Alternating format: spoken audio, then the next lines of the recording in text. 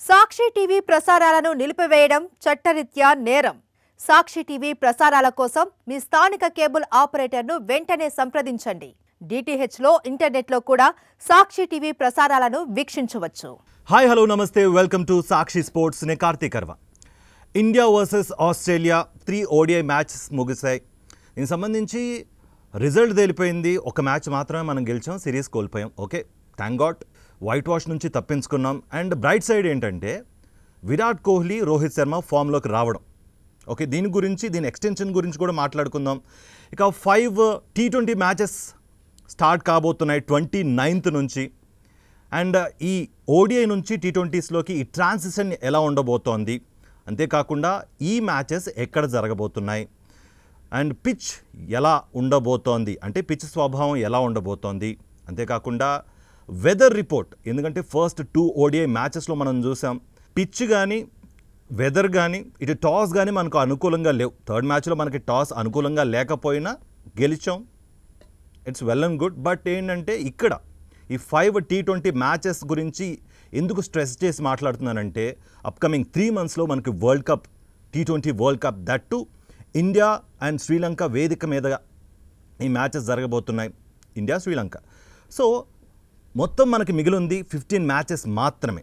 15 మ్యాచెస్లో ఈ 5 T20 matches మనం ఆడబోతున్నాం. ఎలా ఉండబోతోంది, అంతేకాకుండా టాస్ అనేది ఎంత కీలకం కాబోతోంది, వెదర్ ప్రెడిక్షన్ ఎలా ఉంది, అంతేకాకుండా కొన్ని క్యాప్టెన్సీ సంబంధించిన ఇష్యూస్ కూడా రేజ్ అవుతున్నాయి. అంతేకాకుండా మనం శ్రేయస్ అయ్యర్ ఇంజరీకి సంబంధించిన అప్డేట్ గురించి కూడా మాట్లాడుకుందాం. సో ముందుగా ఈ T20 మ్యాచ్ దీనికి వచ్చేస్తే 29th 1:30 ఆఫ్టర్నూన్ 1:30కి మ్యాచ్ ప్రారంభం కాబోతోంది. ఫస్ట్ మ్యాచ్ ఓవెల్ స్టేడియంలో జరగబోతోంది. దీనికి సంబంధించిన పిచ్ స్వభావం ఎలా ఉండబోతుందంటే మనం ఓడిఎస్లో చూసినట్టుగా ఇది ఫుల్ ఆన్ బౌలింగ్కి అనుకూలించే పిచ్చే. అండ్ దట్ టు ఒక సర్టెన్ పవర్ ప్లే అయిన తర్వాత బ్యాట్స్మెన్స్ కూడా అనుకూలిస్తుంది. ఎందుకంటే కొంచెం నిలదొక్కున్న తర్వాత వాళ్ళకు కూడా అనుకూలించే అవకాశం ఉంటుంది కాబట్టి సో బీ పేషెంట్, తర్వాత ఆటోమేటిక్గా రన్స్ బోర్డు మీద పెట్టే అవకాశం ఉంటుంది. సో వెదర్ రిపోర్ట్ పరంగా చూసుకుంటే ఫస్ట్ T20 మ్యాచ్కి ఏమన్నా ఆటంకాలు ఉంటాయంటే there is a prediction like 10 to 15% of raining chances అనేవి ఉన్నాయి అన్నట్టుగా కూడా అక్కడి వెదర్ ఫోర్కాస్ట్ చెప్తోంది. సో టాస్ అనేది ఎంత కీలకంగా కాబోతోంది అంటే వెదర్ ఫోర్కాస్ట్ని దృష్టిలో పెట్టుకుని ఒకవేళ 10 to 15% అంటే పెద్ద వర్షమేం కాదు. అయినా కూడా స్టాట్స్ పరంగా చూసుకుంటే గత 18 మ్యాచెస్లో దాదాపు 13 మ్యాచెస్ ఎవరైతే బౌలింగ్ ఫస్ట్ అంటే బ్యాటింగ్ సెకండ్ ఎవరైతే చేస్తారో వాళ్ళకి అనుకూలించే అవకాశాలే ఎక్కువ ఉన్నాయి. దాదాపు ఒక 60 to 70% ఆఫ్ విన్నింగ్ ఛాన్సెస్ ఎవరైతే సెకండ్ బ్యాటింగ్ చేస్తారో వాళ్ళకే ఎక్కువ చేజింగ్ అనమాట, వాళ్ళకి ఎక్కువ ఉన్నాయి అన్నట్టుగా కూడా ఇక్కడ ప్రెడిక్షన్స్ కానీ స్టాట్స్ కానీ చెప్తున్న సిచ్యువేషన్స్ అయితే కనిపిస్తున్నాయి. ఓకే, అండ్ ఆస్ట్రేలియాలో మెయిన్ ఇంక్లూషన్స్ ఎవరు? అప్కమింగ్ ఆస్ట్రేలియా కూడా యాషెస్ సిరీస్ స్టార్ట్ కాబోతోంది. దీన్ని దృష్టిలో పెట్టుకుని చాలా చేంజెస్ ఉండబోతున్నాయి. కొంతమంది 2 మ్యాచ్లు ఆడబోతున్నారు, కొంతమంది 3 మ్యాచ్లు ఆడబోతున్నారు, కొంతమంది కంప్లీట్గా దూరం అయ్యారు. దీని గురించి కూడా తెలుసుకుందాం. ఇక టాస్ గురించి ఆల్రెడీ తెలుసుకున్నాం. ఎవరైతే టాస్ గెలుస్తారో పక్కా వాళ్ళు బౌలింగ్ తీసుకుని అవతలి జట్టుని బ్యాటింగ్ ఆహ్వానించే అవకాశాలే ఎక్కువ ఉంటాయి. గత ఓడిఐలో చూసుకుంటే Shubman Gill as a captain, ఇక T20లో చూసుకుంటే Suryakumar Yadav as a captain. So ఈ ట్రాన్సిషన్ అనేది ఎలా ఉండబోతోంది, వీళ్ళ ఫామ్ గురించే ముఖ్యంగా చాలామంది మాట్లాడుకుంటున్నారు. ఓడిఐలో రోహిత్ శర్మ, కోహ్లీ రావటం, ఫస్ట్ 2 మ్యాచెస్లో కోహ్లీ అంత పెద్దగా పర్ఫామ్ చేయకపోవటం, ఇన్ఫ్యాక్ట్ డక్అవుట్ అవటం, రోహిత్ శర్మ మంచి ఫామ్లోకి రావడం, player of the match, player of the సిరీస్గా కూడా మనోడు మంచి పర్ఫార్మెన్స్ కనబరిచాడు. యాజ్ ఎ క్యాప్టెన్గా కాకుండా యాజ్ ఎ ప్లేయర్గా క్యాప్టెన్సీ బాధ్యతలు తీసేసి తర్వాత రోహిత్ శర్మ మంచి ప్లేయర్గా ప్రూవ్ చేసుకున్నాడు. ఇక్కడే ఒక క్వశ్చన్ రైజ్ అవుతోంది. సుమన్ గిల్ క్యాప్టెన్సీకి సంబంధించిన చాలా ప్రశ్నలు తలెత్తుతున్నాయి. దీని గురించి కూడా మాట్లాడుకుందాం. ముందుగా T20s గురించి మాట్లాడుకుంటే captain Suryakumar Yadav, vice captain Shubman Gill. Captaincy చేపట్టిన తర్వాత సూర్యకుమార్ యాదవ్ పర్ఫార్మెన్స్ అంత ఆశాజనకంగా లేదు అన్న వార్తలు వినిపిస్తున్నాయి. క్యాప్టెన్సీ బాధ్యతల కన్నా కూడా, ఎందుకంటే ఆ క్యాప్టెన్సీ బాధ్యతలు పెడితే ఆ ప్రెషర్ ఎక్కువ ఉంటుంది, ఆ ప్రెషర్లో పర్ఫార్మెన్స్ అనేది ఇంపాక్ట్ అవుతుంది అనే ఒక వాదన ఏదైతే ఉందో అచ్చుగుద్దినట్టు సూర్యకుమార్కి ఆ ప్రెషర్ తీసుకుంటున్నాడు అనే మనకి తెలుస్తోంది. మరి క్యాప్టెన్సీ మార్పు ఏమన్నా ఉండే అవకాశాలు ఉన్నాయా రానున్న రోజులు? ఎందుకంటే ఆల్రెడీ శుభ్మన్ గిల్ అంటే ఆల్ ఫార్మాట్ క్యాప్టెన్గా తీసుకురాబోతున్నారు అన్నట్టుగా మనం చూసాం. ఆల్రెడీ ఓడిఐస్లో కూడా రోహిత్ శర్మ పగ్గాలు గిల్కి అప్పగించారు. మరి దీనిలో కూడా సూర్యకుమార్ యాదవ్ని తప్పించే అవకాశాలు ఏమైనా ఉన్నాయా? తప్పిస్తారా? రోహిత్ శర్మని తప్పించి తప్పు చేశారా? ఇలాంటి చాలా క్వశ్చన్స్ అరైజ్ అవుతున్నాయి. ఇన్ఫ్యాక్ట్ తప్పు చేశారా అనేది మీరేమనుకున్నారు కమెంట్స్ రూపంలో తెలియజేయండి. ఓకే, మెయిన్గా గత సూర్యకుమార్ యాదవ్కి సంబంధించిన ఒక 15 ఇన్నింగ్స్, ప్రీవియస్ 15 ఇన్నింగ్స్ చూసుకుంటే ఆన్ ది యావరేజ్ ఆఫ్ 15.50 అంతే దాదాపు 15.5% మాత్రమే యావరేజ్, బ్యాటింగ్ యావరేజ్ ఉంది. So as a player fail అవుతున్నాడు. యాజ్ అ క్యాప్టెన్ సక్సెస్ అవుతున్నప్పటికీ కూడా యాజ్ అ ప్లేయర్ ఫెయిల్ అవుతున్నాడు. ఈ నేపథ్యంలో సూర్యకుమార్ యాదవ్ని కొనసాగించడం అవసరమా? యాజ్ ఎ ప్లేయర్గా, యాజ్ ఎ క్యాప్టెన్గా అవసరమా అన్న ఒక క్వశ్చన్ అరైజ్ అవుతోంది. అంతేకాకుండా as a vice captain Shubman Gill form కూడా ప్రశ్నార్థకంగా ఉంది. గత 7 ఇన్నింగ్స్లో చూసుకుంటే శుభ్మన్ గిల్ టీ20లో కాదు ఓవరాల్గా చూసుకుంటే 21.2 యావరేజ్తో బ్యాటింగ్ చేస్తున్నాడు. సో మంచిగా ఇప్పుడు రోహిత్ శర్మ ఎగ్జాంపులే తీసుకుంటే మంచిగా ఆడుతున్న రోహిత్ శర్మను తప్పించి యాజ్ అ క్యాప్టెన్గా తీసుకొచ్చిన శుభ్మన్ గిల్ కూడా ప్రెషర్గా ఫీల్ అవుతున్నాడా? ఈ ఎంగేజ్లోనే శుభ్మన్ గిల్కి క్యాప్టెన్సీ పగ్గాలు ఇవ్వటం కరెక్టా? ఒకవేళ ఆ ప్రెషర్ తీసుకుని క్యాప్టెన్సీ బాధ్యతలు తీసుకున్న తర్వాత యాజ్ అ ప్లేయర్గా ఆ ప్రెషర్ ఫీల్ అయ్యి రాణించలేకపోతున్నాడా? శుభ్మన్ గిల్ని బలిపశువు చేస్తున్నారా అన్న ప్రశ్నలు కూడా చాలా వరకు వస్తున్నాయి. Main thing, coach Gautam Gambhir, chief selector Ajit Agarkar మీద చాలా విమర్శలు చేస్తున్నారు చాలామంది మాజీ క్రికెటర్స్ కానీ లేకపోతే చాలామంది అనలిస్టులు కానీ. సో మీరేమనుకుంటున్నారు? నిజమేనా బలిపశువుని చేస్తున్నారు గిల్ని, లేకపోతే రోహిత్ శర్మని కావాలనే టార్గెట్ చేశారా? మీరేమనుకుంటున్నారు కమెంట్స్ రూపంలో తెలియజేయండి. అండ్ రోహిత్ క్యాప్టెన్సీ గురించి కూడా మనం మాట్లాడుకుందాం నెక్స్ట్ వీడియోలో. సో ఈ మ్యాచ్ విషయానికి వస్తే ఓవెల్ స్టేడియంగా జరగబోతోంది. టాస్ అనేది చాలా కీలకంగా కాబోతోంది. ఎవరైతే టాస్ గెలుస్తారో వాళ్ళు పక్కా బౌలింగ్ తీసుకునే అవకాశం ఉంటుంది. అండ్ ఇంక్లూషన్స్ అండ్ ఎక్స్క్లూషన్స్ విషయానికి వస్తే Shubman Gill as a vice captain, Suryakumar Yadav as a captain, అంతేకాకుండా అభిషేక్ శర్మ రావటం అనేది ఇండియన్ ఓపెనింగ్కి చాలా బిగ్ బూస్ట్ అనే చెప్పాలి. ఇక్కడ గిల్ ఫామ్ అనేది ప్రశ్నార్థకంగా ఉంది. ఎందుకంటే ఓడిఎస్లో చూసాం గిల్ అంత పెద్దగా రాణించకపోయినా బట్ వెల్ అండ్ గుడ్ టచ్లో ఉన్నాడు. సో ఈ 5 T20 మ్యాచెస్లో రాణించాలనే కోరుకుందాం. రాణించకపోతే ఏంటి మరి? కొనసాగిస్తారా? పక్కన పెడతారా? యంగ్ ప్లేయర్స్కి లైక్ యశస్వి జైస్వాల్ కానీ ఇన్ఫార్మ్ బ్యాట్స్మెన్స్ వాళ్ళకి ఏమైనా ఛాన్స్ ఇచ్చే అవకాశం ఉందా అనేది కూడా చూడాలి. సో ఇక బ్యాటింగ్ లైనప్ వస్తే Abhishek Sharma is back with brilliant form. మంచి నాక్స్ ఆడుతున్నాడు. ప్రీవియస్ మ్యాచెస్లో చూసినా కూడా ఫియర్లెస్ క్రికెట్ ఆడుతున్నాడు, which is very helpful for our Indian top opening partnership అనమాట.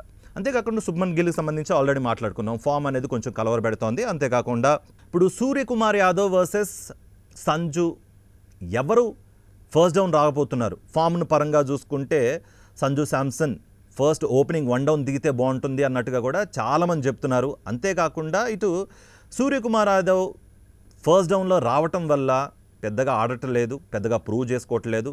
ఆ క్యాప్టెన్సీ ప్రెషర్ తీసుకుంటున్నాడు, లేకపోతే ఏమన్నా కారణాలు, లేకపోతే టచ్లో లేకపోవటమో, ఫామ్లో లేకపోవటం, చాలా కారణాలు. సో మరి చూద్దాం మరి ఈ ఫస్ట్ డౌన్ పొజిషన్ అనేది ఎవరు రాబోతున్నారు అనేది మ్యాచ్ రోజునే మనకు తెలుస్తుంది 29th. So Tilak Varma, Shivam Dube medium pace allrounder అంటే హార్దిక్ పాండ్యా స్థానంలో. హార్దిక్ పాండ్యా లేని లోటు ఖచ్చితంగా కనిపిస్తోంది. ఎందుకంటే ఆస్ట్రేలియన్ పిచెస్ అవి కూడా బౌన్సీ పిచెస్, పేస్కి అనుకూలిస్తాయి. అంటే దాదాపు ఒక 8 to 10 ఓవర్స్ వరకు పేస్కి అనుకూలిస్తే ఆ తర్వాత గ్రిప్ అయ్యి స్పిన్కి కూడా అనుకూలించే అవకాశం ఉంటుంది. సో గ్రిప్ అయ్యి స్పిన్కి అనుకూలించే అవకాశం ఉన్న నేపథ్యంలో హర్షిత్ రాణా ఆడతాడా, కులదీప్ యాదవ్ ఆడతాడా? ఓడిఐలో చూసుకుంటే కులదీప్ లేని లోటు ఫస్ట్ 2 ఓడిఐస్లో కనిపించింది. థర్డ్ ఓడిఐలో ఆ ప్రెషర్ తీసుకొచ్చాడు. రన్స్ కన్సీడ్ చేసినా కూడా ఆ ప్రెషర్ తీసుకొచ్చి ఆ తర్వాత బౌలర్లకి హర్షిత్ రాణా 4 వికెట్లు తీసినప్పటికీ కూడా ఆ వేసిన ప్లాట్ఫామ్ ఏదైతే, ఆ ప్రెషర్ ఏదైతే ఉందో, పెట్టిన ప్రెషర్ ఏదైతే ఉందో అవి వికెట్స్ కన్సీడ్ చేయడానికి కారణాలయ్యాయి. సో ఈ నేపథ్యంలో హర్షిత్ రాణా ప్లేస్లో కుల్దీప్ యాదవ్ను తీసుకునే అవకాశాలు ఉన్నాయా అంటే దాదాపు ఒక 60 to 40%. 60% ఉన్నాయి, 40% మేబీ ఆ బౌన్సీ పిచ్ని దృష్టిలో పెట్టుకుని ప్రీవియస్ మ్యాచ్ హర్షిత్ రాణా పర్ఫార్మెన్స్ని దృష్టిలో పెట్టుకుని హర్షిత్ రాణాని కంటిన్యూ చేస్తారా? ఎందుకంటే Bumrah already pace bowler Bumrah T20లోకి మళ్ళీ అరంగేట్రం చేశాడు. ఓడిఐలో లేకపోయినా కూడా రెస్ట్ ఇచ్చారు. ఆ లేన్ లోటు ఆల్రెడీ కనిపించింది. But Bumrah and Arshdeep Singh as a pace ద్వయం వీరిద్దరు లీడ్ చేయబోతున్నారు. హర్షిత్ రానాని తీసుకునే అవకాశం ఉందా? ఎందుకంటే already Shivam Dube medium pacer ఎలాగో ఉన్నాడు. పేస్ దృష్టిలో పెట్టుకుని, ఎందుకంటే ఆల్రెడీ పర్ఫార్మెన్స్ ప్రీవియస్ 3 ODIs పర్ఫార్మెన్స్ని దృష్టిలో పెట్టుకుని హర్షిత్ రానాని కంటిన్యూ చేస్తారా, లేకపోతే కుల్దీప్ యాదవ్ని తీసుకుంటారా 8th డౌన్లో అనేది మనం చూడాలి. అది సెలెక్టర్ కానీ లేకపోతే కోచ్ గౌతమ్ గంభీర్, సూర్యకుమార్ యాదవ్ ఎవరిని అడిగితే వాళ్ళని తీసుకునే అవకాశం ఉంటుంది. అది కూడా మ్యాచ్ రోజే మనకి ఆ ప్రాబుల్ 11 ఏదైతే ప్లేయింగ్ 11 ఎవరైతే ఉన్నారో వాళ్ళని ప్రకటిస్తే మనకు ఆల్రెడీ ఒక క్లియర్ కట్ ఐడియా వస్తుంది. కాబట్టి ఇక ఫస్ట్ డౌన్ 8th డౌన్ ఈ ఇద్దరిలో ఒక క్వశ్చన్ అనమాట.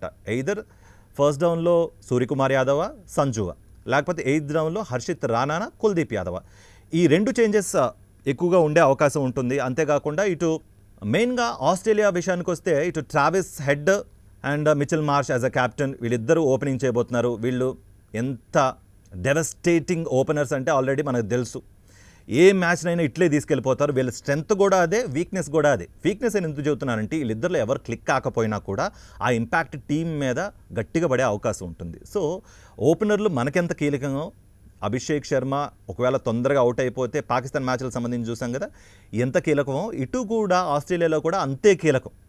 సో ఇరు జట్లు ఈ పరంగా సమంగా ఉన్నాయి. అంతేకాకుండా ఇటు ఆషెస్ సిరీస్ ఉన్న నేపథ్యంలో కొంతమంది ఎక్స్క్లూడ్ అవుతారు, కొన్ని మ్యాచ్లకు ఆడతారు, ఒక 2-3 మ్యాచ్లకు ఆడతారు, ఆ తర్వాత ఎక్స్క్లూడ్ అయిపోతారు. అలా హేజల్వుడ్ కూడా ఓన్లీ 2-3 మ్యాచ్లు ఆడే అవకాశం ఉంటుంది. ఎందుకంటే హేజల్వుడ్ వాళ్ళకి prime bowler, main bowler, and ఆ పిచ్ని దానికి తగ్గట్టుగా ఆయన తగ్గట్టుగా వాడుకుని బౌలర్స్ బ్యాట్స్మెన్స్ని ఓపెనర్స్ని ప్రెషర్ చేసే అవకాశం ఉంటుంది. సో మరి చూద్దాం. మరి ఒకవేళ 3 మ్యాచెస్ తర్వాత హేజల్వుడ్ ఎక్స్క్లూడ్ అయితే ఎవరు రాబోతున్నారు అన్నది కూడా ఆస్ట్రేలియా విన్నింగ్ స్ట్రీక్ మీద ప్రభావం చూపే అవకాశం ఉంటుంది. అంతేకాకుండా సేమ్ దాదాపు Travis Head, Mitchell Marsh, Josh Inglis, Matthew Short, Tim David, Stoinis, Owen, Ellis, Hazlewood, Zampa వీళ్ళే దాదాపు ప్రాబుల్ ప్లేయింగ్ 11 ఉండబోతున్నారు. మెయిన్గా ఇంజరీ అనేది చాలామందికి గురించి మాట్లాడుకోవాలి. మనకి ఇక్కడ ఈ మ్యాచ్లో హార్దిక్ పాండ్యా లేని లోటు కనిపిస్తోంది. Full fledged pace, medium pace allrounder. ఇటు బ్యాటింగ్ పరంగా ఇటు బౌలింగ్ పరంగా హార్దిక్ పాండ్యా ఎంత కాంట్రిబ్యూట్ చేస్తాడో ఆల్రెడీ తెలుసు మనకి. ఎందుకంటే అప్కమింగ్ వరల్డ్ కప్ ఉంది 3 నెలల్లో. ఈ ప్రిపరేషన్ ఎలా ఉండబోతోంది, ఇది నిజంగానే ఒక కర్టన్ రైజర్ అని చెప్పాలి మనకి. ఆస్ట్రేలియా సిరీస్ అనేది, T20 సిరీస్ అనేది మన కాన్ఫిడెంట్ బూస్ట్ చేయడానికి కానీ, లేకపోతే బ్యాటింగ్ కాంబోల్ని టెస్ట్ చేయడానికి కానీ, ఏ డౌన్లో ఎవరెవరు దిగాలి, ఎవరెవరి స్ట్రెంగ్త్ ఎంత, ఏ ఏరియాస్లో లేకపోతే ఏ డౌన్లో ఎవరు ప్రూవ్ చేసుకుంటున్నారు. సంజును ఆల్రెడీ 5th or 6th డౌన్లో దింపితే సంజు ప్రూవింగ్ రేట్ ఎలా ఉంది, స్ట్రైక్ రేట్ ఎలా ఉంది, ఆ టైంలో అడాప్ట్ అవుతున్నాడా అనేది కూడా ఈ కాంబోని టెస్ట్ చేయడానికి ఉపయోగపడుతుంది ఈ ODI సిరీస్ అనేది. నెక్స్ట్ సౌత్ ఆఫ్రికా మీద 5 T20 సిరీస్లోనే, అది కూడా మన హోమ్ గ్రౌండ్స్లో. అంతేకాకుండా న్యూజిలాండ్ మీద కూడా మనకు ఉన్నాయి. ఎందుకంటే 10 మ్యాచెస్ మన హోమ్ పిచ్చెస్ మీద ఉన్నాయి. ఇక్కడ ఈ బౌన్సీ పిచ్ మీద మన వాళ్ళు ఎలా అడాప్ట్ అవుతారు, ఆ తర్వాత ఆ ట్రాన్సిషన్ అనేది మన పిచ్ల మీద ఎలా ఉండబోతోంది అన్నది కూడా మనకి ఇంపార్టెంట్. ఎందుకంటే ఆ కాన్ఫిడెన్స్ని ఇస్తుంది. సో ఈ నేపథ్యంలో ఎలా ఉండబోతోంది ఈ కాంబోస్ అనేది టెస్ట్ చేయడానికి ఒక కర్టన్ రైజర్గా ఇది కూడా ఉపయోగపడుతుంది. సో మరి చూద్దాం. మరి ఇది మ్యాచ్ ప్రెడిక్షన్స్ విషయానికి వస్తే, అండ్ ముఖ్యంగా బ్యాటింగ్ లైనప్, బౌలింగ్ లైనప్ చూసుకుంటే 2 టీములు సమఉజ్జీలుగా ఉన్నాయి. బట్ హోమ్ గ్రౌండ్ అనేది ఆస్ట్రేలియాకి అడ్వాంటేజ్ కాబోతోంది. కాబట్టి మరి చూద్దాం. ఆ ప్రాబిలిటీ అనేది 55 for Australia, 45 for India. Opening కనుక మన అభిషేక్ శర్మ కానీ లేకపోతే గిల్ కానీ ప్రూవ్ చేసుకుంటే తెలుసు, ఆల్రెడీ మనకు రిజల్ట్ అనేది తెలిసిపోతుంది. వీళ్ళిద్దరూ ఎప్పుడైతే 100 పార్ట్నర్షిప్ స్కోర్ చేస్తారో ఆ మ్యాచ్లు దాదాపు 70 to 80, 85 ఇన్ఫ్యాక్ట్ విన్నింగ్ పర్సెంటేజ్ మనకి నమోదవుతోంది గత కొంతకాలంగా చూసుకుంటే. సరే చూద్దాం. మరి ఈ మ్యాచ్లో ఫేవరెట్స్ అయితే హోమ్ గ్రౌండ్ని అడ్వాంటేజ్ చేసుకుని ఆస్ట్రేలియా గెలిచే ఛాన్సెస్ ఎక్కువ ఉన్నాయి అన్నట్టుగా కూడా ప్రెడిక్షన్స్ వస్తున్నాయి. బట్ ఏమవుతుందో ఏమో చూడాలి మ్యాచ్లోని. ఇది ఇవాల్టి అనాలిసిస్.